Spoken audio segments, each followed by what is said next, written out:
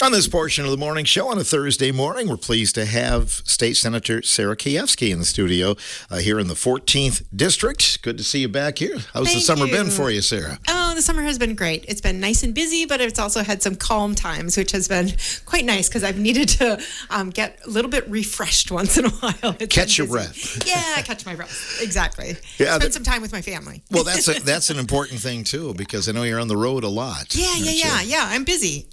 And so trying to take some dedicated time. I have a son that is going to be a senior this year, and I have twin girls that are juniors. And so I just want to make sure that I'm there for all these pivotal moments at the end. We're also visiting colleges, for my son. And so it's just busy, but trying to take some good time with them, make sure I don't miss it. Right. And at the same time, keeping track of your constituents and kind of talking about their needs. What's been the hot topic this summer?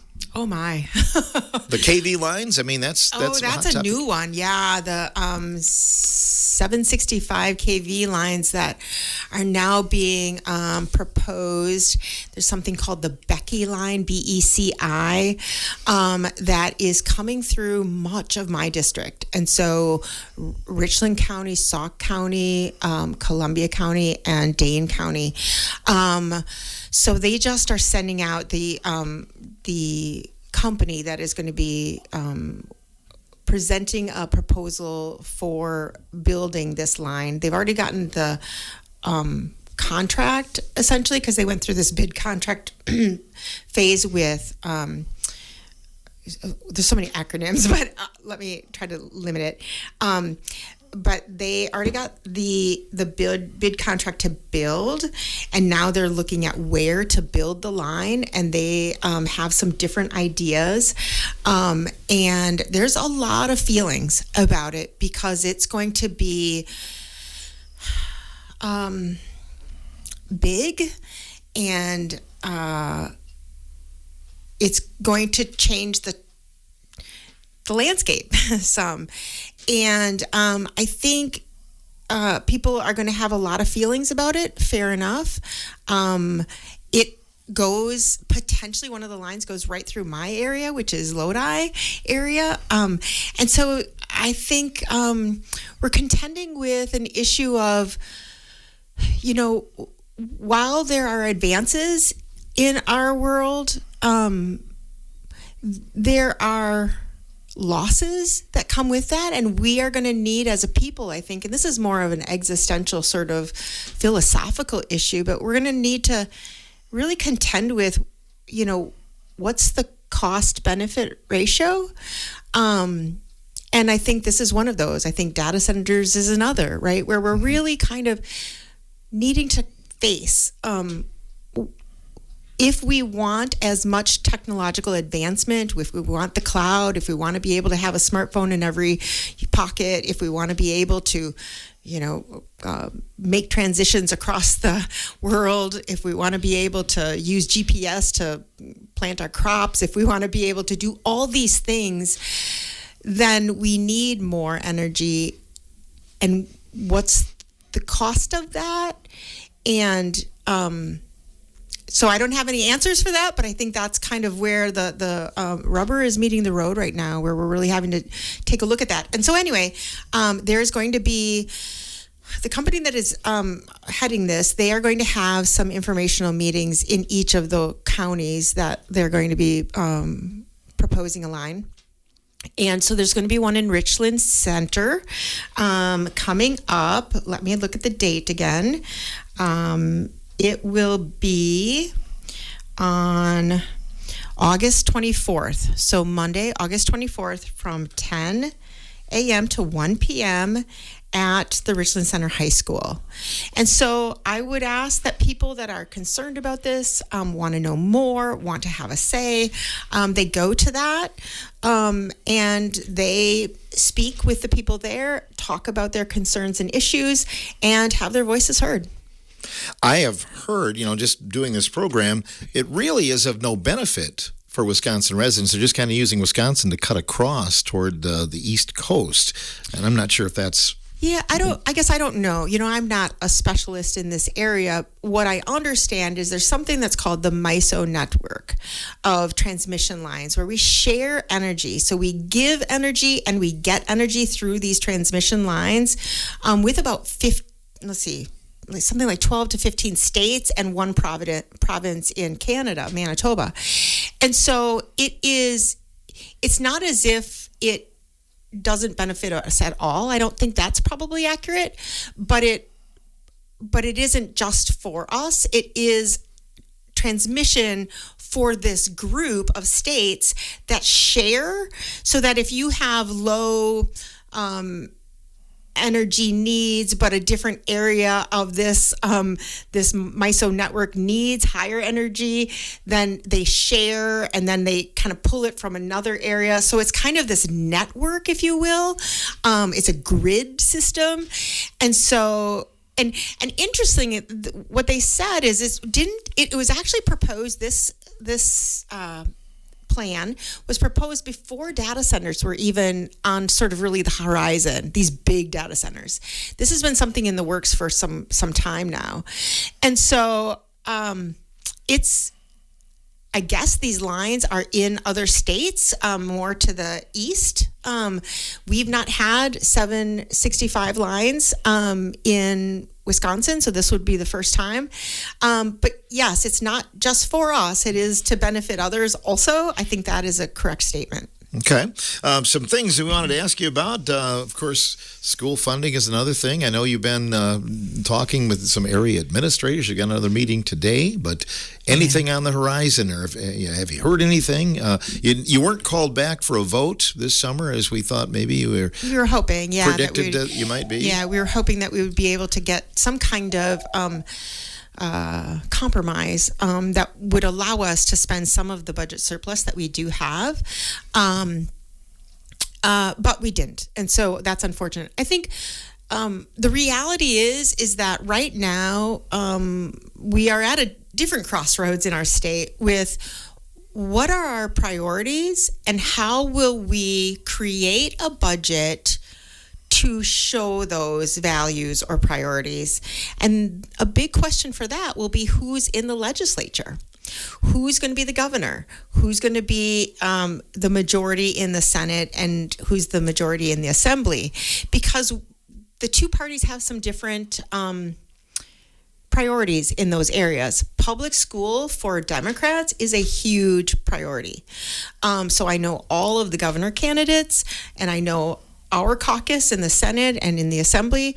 We really want to figure out how to fulfill the constitutional mandate we have to fund schools so that they're equitable for all students in the state of Wisconsin, as equitable as possible.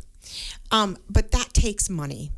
And so, but we really understand that as not just a cost, but an investment in our kids, but also in our rural areas, because a robust school, a healthy school, brings people, and people in our small rural communities then help buy groceries at the grocery store, buy homes in that vicinity, go to the small businesses. So we understand it conceptually in that way.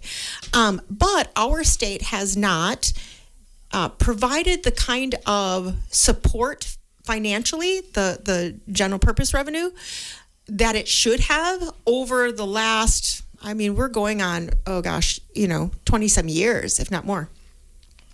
And so it's going to matter who is the governor. It's going to matter who's in the legislature, because if we have different values or propositions about how to do this, the Republican Party right now has they've been in charge, so they've helped create the system that we have, which is right now spending almost $1 billion on voucher private schools every year.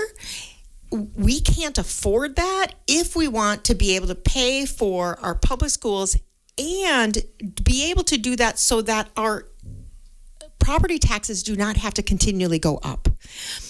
The reason they have to go up is if we, as the legislature in the budget, if we do not put forward enough money to pay for these schools, the schools then have to ask their property owners, their constituents, to increase their own tax revenue, like through a levy, so that they can pay for the operational costs that keep going up. These are not costs that are for special, beautiful, new, innovative things. These are costs for heating the building, paying for custodians, paying healthcare premiums for teachers or a portion of, paying for gas for the buses. This is just the operational costs. So we just have a very fundamental different way of thinking about our schools and what's important.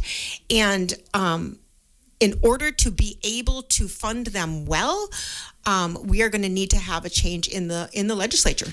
Mm-hmm. Do you think that, when the governor's race is over in November, there's a new governor elected, things will change then? Or how do you see it? I think if there is a Democrat that is elected as governor, I can guarantee all of them, whoever is elected, has stated that public education funding is something that they are very serious about and willing to help make some bold movements toward, which will probably mean then other bold movements that are like, maybe we need to tax at a higher level the highest income earners in our state.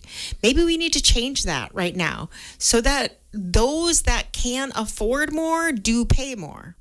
That would be an option. Now, I'm not suggesting what they're going to do. I don't know. I don't know what will come out in all the negotiations someday.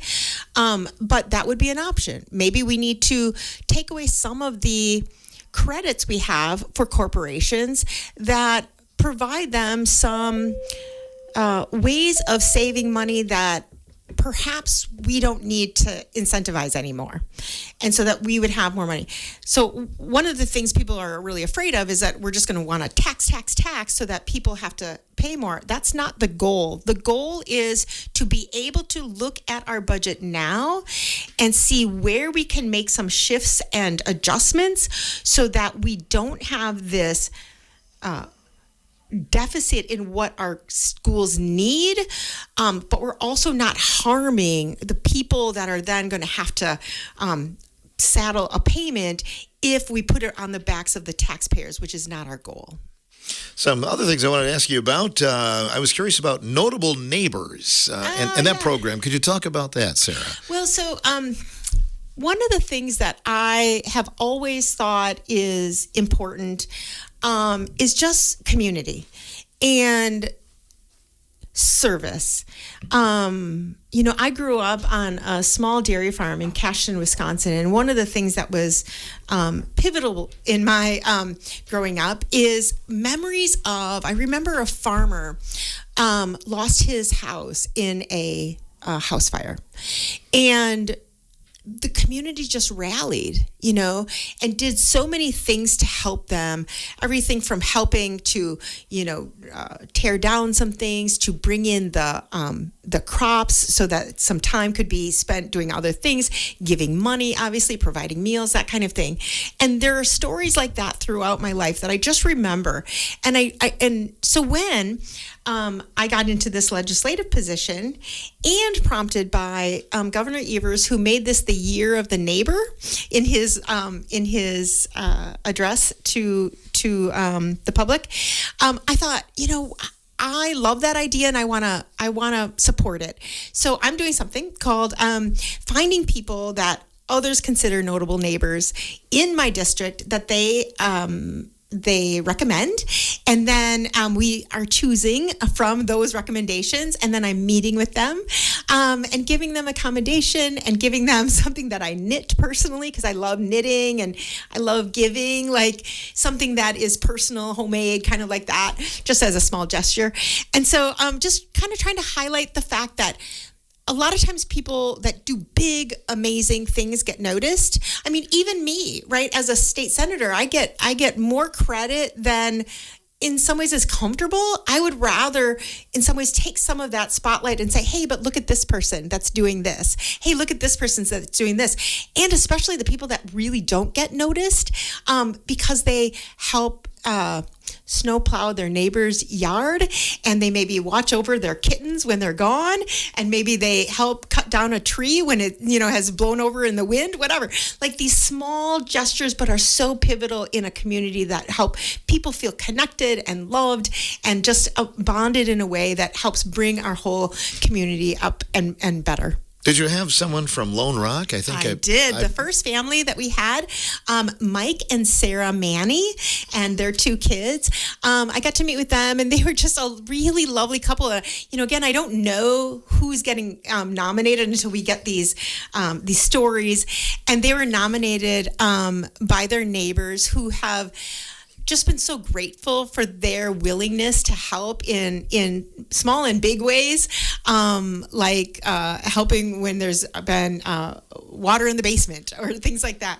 And so it was just a way to say thank you to them and to kind of hear their reasoning for doing what they do, which is really similar to kind of the way that I see the world, which is we're all better when we all pitch in and help each other.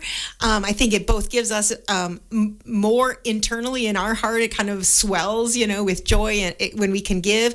But I think it also helps lift somebody else up so that they don't feel so alone in this world. Wonderful. You attended a leadership development conference earlier in the summer as well. Yeah, so that was lovely. I was nominated to participate in a leadership conference for legislators that are relatively new in the first 4 years of their legislative experience. I think it's like 11 states and 3 provinces that can nominate. So there were 36 of us that got together for 4 long days, trying to talk about and learn about leadership in this era. And it was interesting because I think in some ways leadership is the same. There's certain qualities, ideas, and ways of being in the world that are similar and have followed a linear path. But there are other things that right now, pardon me, as legislators in this really partisan, divided time that are different. And so it was a really interesting time to talk with other state legislators, bipartisan, mind you. So there are 36 of us, bipartisan from all these states, having different experiences, having different ideas and ways of interacting to think about how do we, as now legislators in leadership positions, how do we help change the trajectory of how partisan and divided we've been to being more collaborative and connected, while also honoring the fact that we still may see things differently and have different viewpoints. How do you do that mindfully, but also in a way that can help move our states forward in a meaningful way that takes into consideration the fact that there are right now primarily 2 parties? Mm-hmm. The election cycle is here. We're going to hear more and more and see more and more ads coming up here. And personally, I just don't think it does a lot to unite us because it's kind of the same old, attack ads and things like that, regardless of what side you're on. Yeah. I guess it's a necessary thing, right? Okay, so I have so many thoughts about this. As a mental health provider, pardon me, what I know is that people are propelled by emotion much more than by logic, right? So if you had an ad that was about, here, let me logically tell you why we should do A, B, and C, it's not going to have the resonance as something that says, here, let me tell you something to be really angry about. That's going to stick in our craw much more because our primitive brain, the amygdala part, the fight flight part, is activated. And so when that's activated, we are then riled up and pay more attention. So that's kind of like just basic neurology of why it is done this way. I'm simplifying. But the sad part of it is that it's done this way because it works. And it is so binary in the way it's presenting things. It's good or bad. And the reality is the world and these challenges that we're facing are so nuanced and complex that there's no way to really make it out to be good versus evil in such simplistic terms. And yet that's kind of what happens in these ads. So, money is spent in the millions of dollars. Outside money is coming in to try to sway our elections. I think it's atrocious. I would love and will continue to advocate for money out of politics wherever and whenever I can, because I think we are losing the voice of people now, and we are gaining the corporate money that has ulterior motives, really, to continue to advance their agendas, which is more money in their pockets, and continue our economic disparity, versus hearing people that have these kitchen table issues, as we say, that are really struggling to just pay for their health care, their groceries, their house payment. And those people are getting kind of drowned out, maybe activated, right, with this anger and tell you who to hate for this. But it's a simplistic version versus recognizing it's not your neighbor. You need to look up and see who's in power, who has the money, who has the megaphone. That's who is kind of, if you will, pulling the puppet strings. It's not your neighbor to be angry with, and unfortunately, that's kind of where we are. You've been on the end of the attacks before. Oh. I mean, when you were running your campaign, I mean, it's not funny, but funny. You got to right? have thick skin, right? Yeah. I mean, the things that came out about me were wild, right? And I mean, one of the things that was so interesting to me was this idea that like I would want to increase taxes. That was one of the things, right? There's lots of things that they would shout about me, but that was one of them. And I thought, why the heck would I want to raise taxes? Do you know who gets affected by those taxes? Me, my family, my friends, my neighbors, my children someday, right? That's not what I'm seeking. I'm seeking equitable distribution of money. I'm seeking paying for things that are a collective good, but not necessarily taking that out of the pocketbooks of people. Again, I think there are other ways to do that are about our corporate tax structure, etc. And so, I struggle to articulate how frustrating it is to be told lies about, and how hard it is to really tell your story, your truth, when literally millions of dollars are out being spent on things that are going to go into your radio, into your TV, into your mailbox to say something that is untrue about me. Mm-hmm.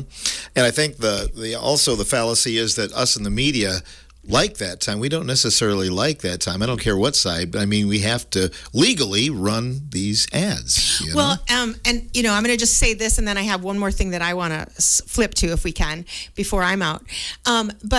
I think the dilemma, though, is that it is a big moneymaker. I mean, so media, printing companies, consultants, whatever, like it's a big moneymaker, all these elections. And so to get money out of politics is something that's not necessarily comfortable for people that make money. And I'm not suggesting you necessarily, but these are big TV ads. These are big, promotional brochures that are being made. These are big expenditures on consultants, etc. So it's a lot of money that is propping this up. So if we want it to change, we have to change the idea that is how we want our money spent. And we as a society need to say no thank you in a way that helps us channel our voices differently and in a more productive way that doesn't just elevate corporate spending. Well said. Yeah. What was the other point you wanted to make, Sarah? Okay, so the last time I was here, I happened to hear that there's somebody in this room, and it's not me. His name is Phil Nee, that has maybe been around for a while. 40-year anniversary. Am I correct about that? This month, yes. Oh my gosh! Yeah. So I have Oh my goodness. a commendation for you. Oh my goodness. And so I'm just going to read it. It's very short.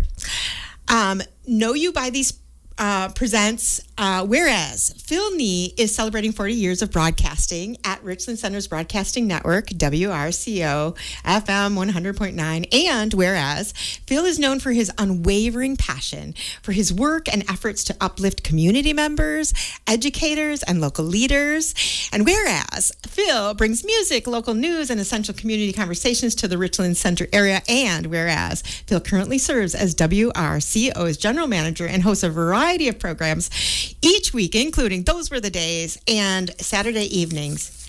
Therefore, Senator Sarah Keyeski hereby congratulates and recognizes Phil Nee on 40 years of broadcasting at WRCO. Thank you. I'm getting kind of misty-eyed here. Oh, my goodness. That is really nice. Yeah, Thank you. So I want to just really commend you and thank you for all that you've done. In this short time, and obviously this is not the end of you interviewing me, but I've really enjoyed being here, being interviewed by you. I can tell by your questions and by your concerns that you really care about your community. You're aware, you're plugged in, and that you're doing your very best to bring forward information, knowledge, and advocacy for important things. So thank you. Thank you very much. I know, maybe you were a little nervous the first time you came here. Oh, I'm nervous every time. But you didn't know what to expect. No, but I'm not the kind that's going to beat somebody over the head. I just No. throw the questions out there and see how Yeah, you well, I think we respond. have a great banter because Yeah. I don't come in with notes, and you I don't kind of either. let us fly by the seat of our pants and just talk about the things that we think are important on that day, which I really appreciate because I've always said I just want to be authentically me, and I think you let me do that and don't pigeonhole me in some weird way. So I appreciate that from you. I feel like you're just genuine, and I think Richland Center and the Richland area is just really lucky to have you. Thank you for saying that. You're Man, very you made my week, my month, my year here. So thanks a lot, Sarah, for You're coming very in today. welcome. And You're very welcome. you'll be making the rounds around the district. And Yep. Oh, I'll be around. We'll see you again real soon. Sounds great. Thank you. Sarah Keyeski joining us, representing District 14 here in the area. Coming up, of course, we have a primary on Tuesday, and we did have Rebecca Cook on a little bit earlier on the morning show last week. Equal time coming up for her opponent, and we'll have coming up here in just a little bit Emily Berge on the morning show.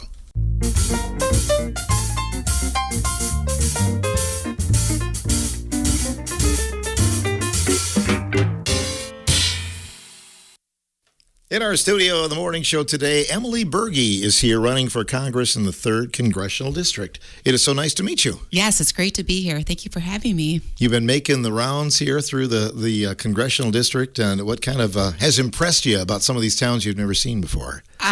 Well, it's beautiful. So I'm going to be honest because I don't know any other way, but I didn't know about the Driftless area. Like up in Eau Claire, we go north to vacation. We go to Lake Superior.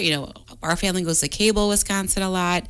I had no idea and how beautiful it is down here. And so the last year and a half, I've been able to discover the nooks and crannies of the 3rd, and it's amazing. So why are you running? Why did you get the urge to do this and step forward? Well, there's a lot of whys. I mean, really, it's about values for me. I was raised with the values of compassion, honesty, opportunity for all. And it's how I'm raising my kids, who are now 18 and 20. So they're old now, but that's how I raised them. My husband and I raised our kids, how we were raised. And I am not seeing those values at the national level. And I believe that the people of the 3rd Congressional District deserve leadership that has those values of honesty, compassion, looking out for the local person, just looking out for regular people that live here. That's what's missing. And I want to do something different. I want to serve differently.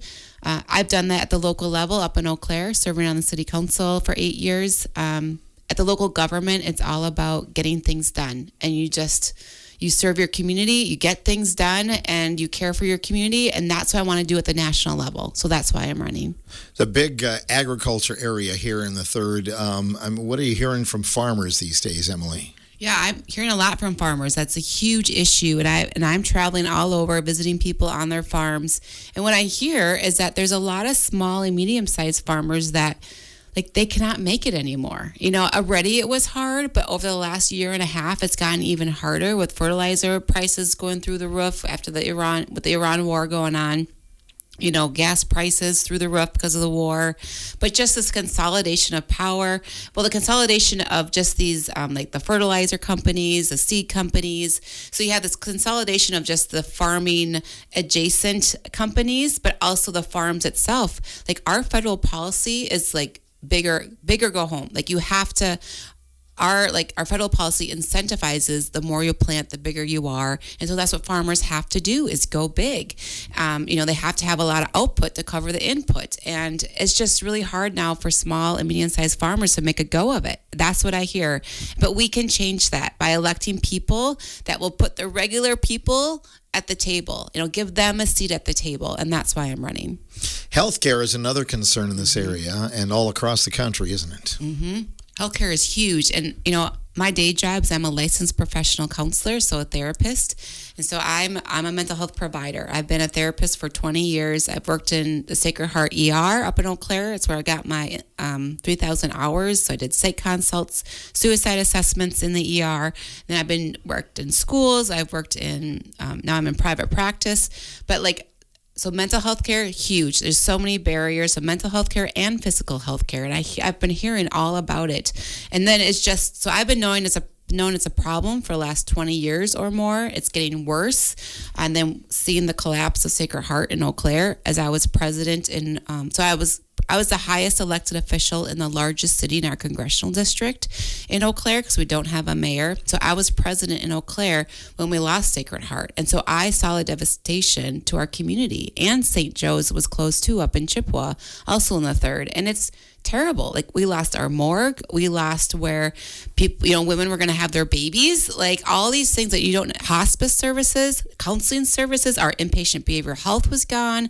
All those things you don't always think about when you think about healthcare. Within 2 months, it was gone. And it was, we're still reeling from it up in Eau Claire. So, and that's just in Eau Claire, but healthcare is an issue. That's the number one thing I've heard about wherever I go.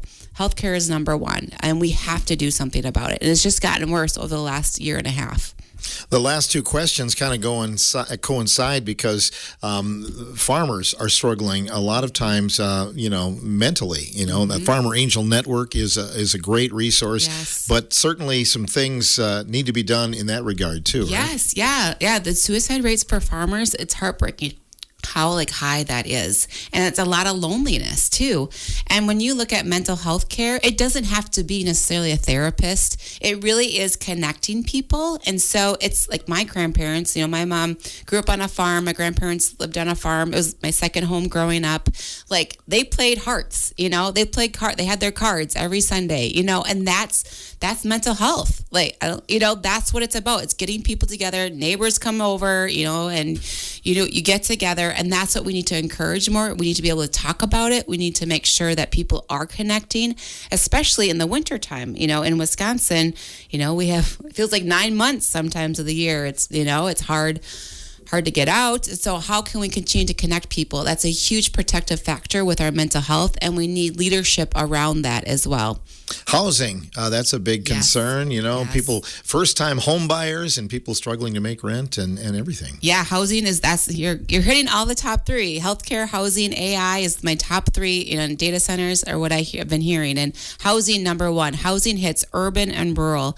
I was on council for 8 years up in Eau Claire. So local government is where housing happens. It's through our zoning laws.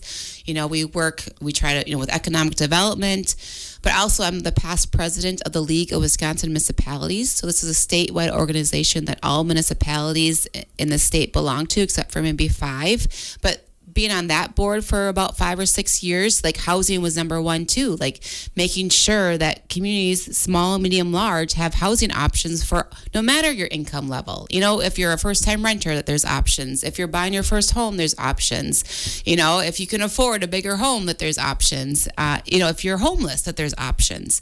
And so through that role too, serving with the League of Wisconsin Municipalities, I testified in front of the state legislature in Madison about like affordable housing, like what can the state do? I've been in Derek Van Orden's office several times. I've been in DC several times talking about housing and how our federal government can help local governments like solve that problem.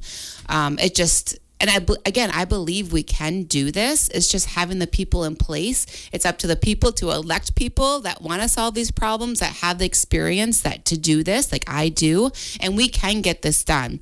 It's just, electing the right people and then people getting to work. Have you learned a lot about the 765 kilovolt lines? That's a big hot topic right now in our area. Yes, the power lines, transmission lines, yes. And as I've been on the ground running a very strong grassroots campaign. So I've been out talking to folks for the last year and a half. So I started hearing about the Maribel project, a year ago. Again, when you show up these places, people are talking about it. So I've been known it's on the ground. Definitely the concerns of the landowners. And then in the last month, all of a sudden the Becky line, shows up and took, the people of Richland County by surprise. And now that is the hot topic. And so very attuned, I've talked to people like organizers on the ground, which I think is very important. And I will do what I can at Congress, but unfortunately that will take a while. So the people on the ground, the organizers on the ground, like people can do what they need. Like that's where the work is right now, and there are steps. I hope people who are listening, landowners who are concerned or just neighbors who are concerned, reach out to the local organizers. They can reach out to my campaign and I can help them get connected to the people who are doing the work. And that's what I want to do as a leader as well. Like I may not be able to flip the light switch, or man, that's a bad analogy with a power line, but wave my magic wand and fix this, but I can get you connected to the people that are doing the work on the ground while I can help out at the national level. But no, that's a big concern for a lot of people right now. And it's really, there's so many questions around, and how the timeline with this Becky line is in 7 months. Like that now is probably 6 months, from when, that's ridiculous. That's unheard of. And that is just, it's unfair to the people that live here, the local communities. Like they deserve to be part of this process. People are sick and tired that they're being told what to do. These decisions are being made behind closed doors, states away, and then they just plop these, whether it be a data center or these transmission lines, like in people's backyard, and people are sick and tired of it. So that's a huge issue. And I stand with the people here in the 3rd Congressional District, and I will do anything I can to help and I will be by their side.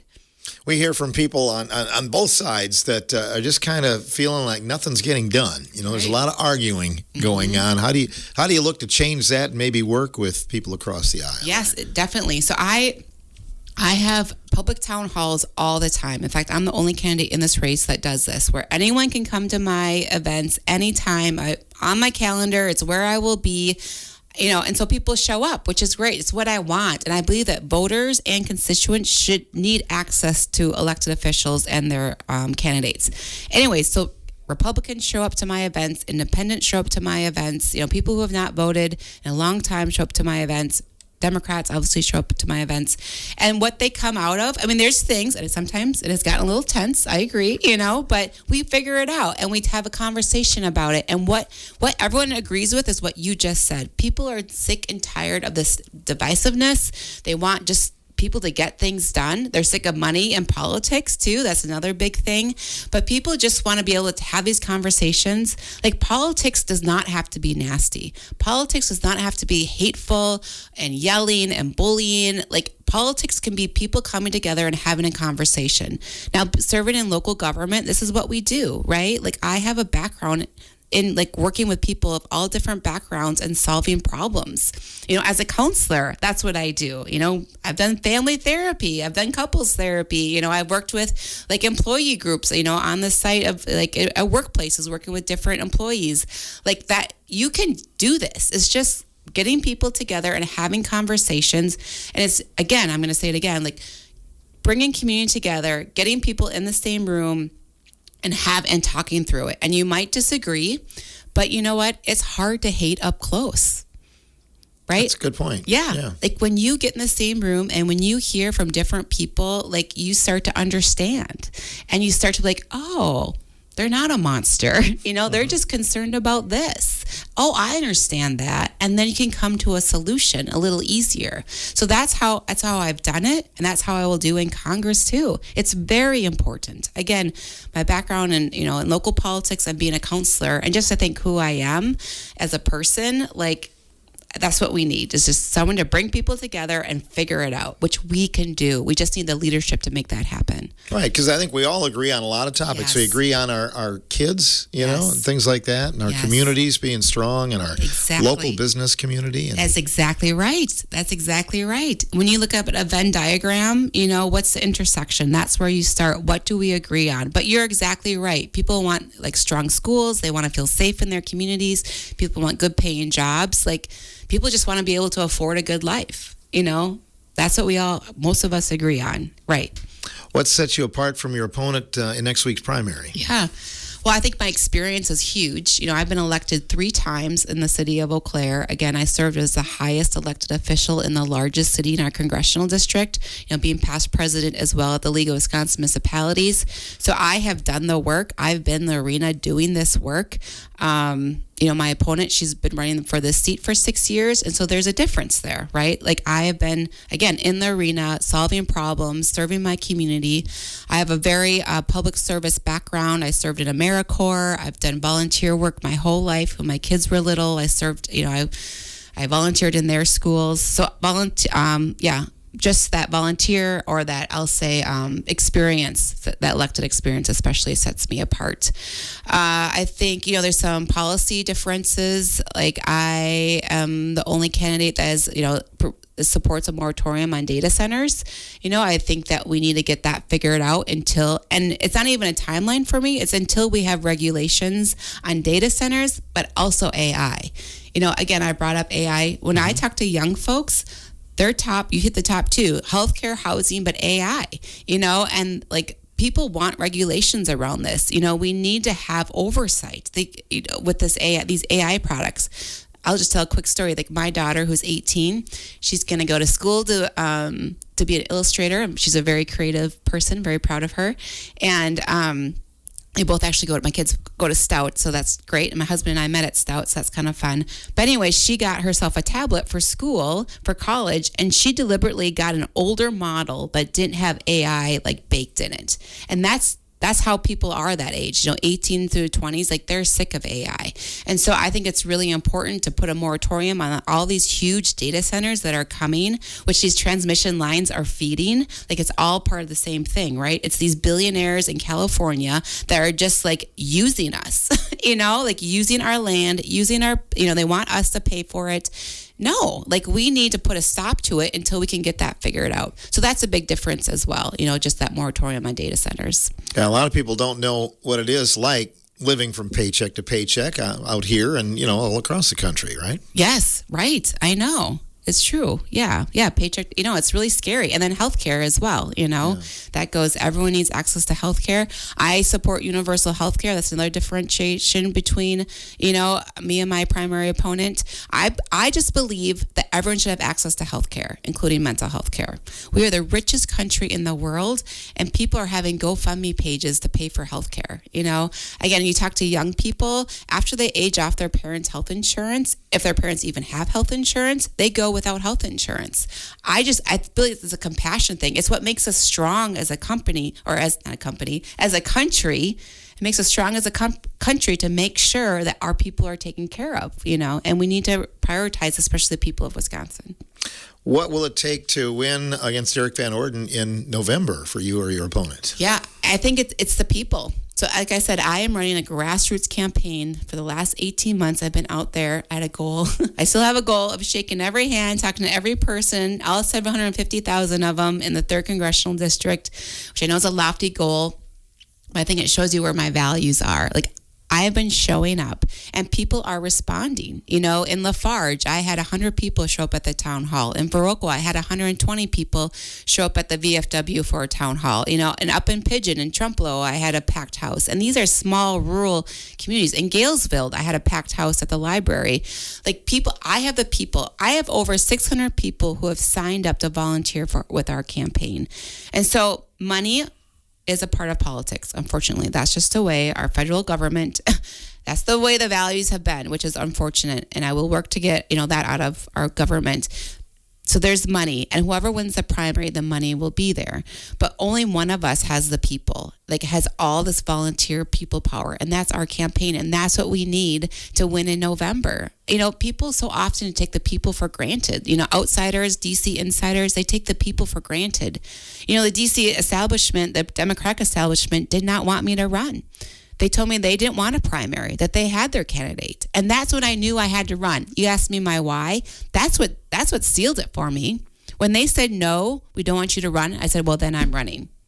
Because the people of the 3rd Congressional District deserve a choice. They get to choose what Democrat goes up against Derek Van Orden. And insiders in D.C. do not get to choose that, even though they want to. So again, and because of that, that's where my values lie anyways, is the people, very people-focused campaign. But because the establishment has funneled, millions to my primary opponent and these national endorsements, that made it us all the more important to build this people power, to show them, because that's what we'll show them, But that sets me apart, and that has allowed us to create this huge movement of people that are so excited for just hope and change. So excited to have someone to believe in. It's not even me. It's this movement of people first, and that's how we're going to win in November. The other thing too is people want to be treated kindly, and they don't that matters how you treat people. And people don't always feel like they're treated kindly with, our federal elected people. So just that respect, that integrity that our campaign has is what draws people to us. And we're just a snowball rolling down the mountain or a bluff, and we're just growing bigger and bigger as more people join our movement. And that's what we're going to do, in November. And that's how we will, flip the seat back from red to blue. Though it isn't even about colors, it's just about representing the people in local communities of Wisconsin.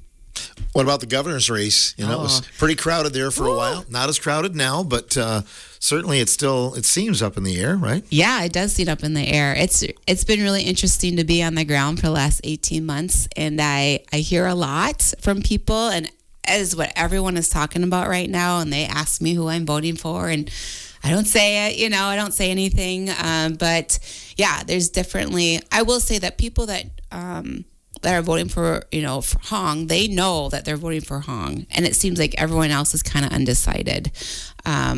So we'll see how that kind of shakes out. But you're right. This, dropping out, getting back in, dropping out. I think people are frustrated by that, especially because they're already on the ballot, and people have voted for people that then they drop out. And that's frustrating for people because it's kind of a wasted vote then.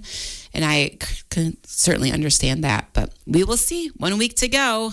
And I know them all, just being involved, with the league and different things. And they're all very kind, wonderful people. So there's no bad egg in there. So that's the good news, is that they're all really good people. That's good to hear. Mm-hmm. Anything else I didn't ask you or you'd like to add today, Emily? No, I'm just really glad for you to invite me on and have this opportunity. No, it's just really been appreciative of everyone, all the support I've gotten. It feels really good out there on the ground. The La Crosse County released a straw poll, which had me very much ahead. We won the straw poll by wide margins, which feels great. There's Bergie signs everywhere over the 3rd Congressional District, which is wonderful to see. People are just really excited, which then gets me excited, and then it gets them excited. So I'm excited for, a week from today, we will know. So, and that's interesting that in a week, my life is going to be very different. And it's kind of interesting for me to think about that, but I am excited for the next chapter. Well, it's great to meet you. Thanks for stopping by the studios today. Thank you. Thank you. Bet. Emily Berge running for Congress in the 3rd Congressional District. Get out and vote. That's the main thing next week, right? Yeah, yes. Vote by August 11th. Yes. Absolutely. We'll be back with more on The Morning Show.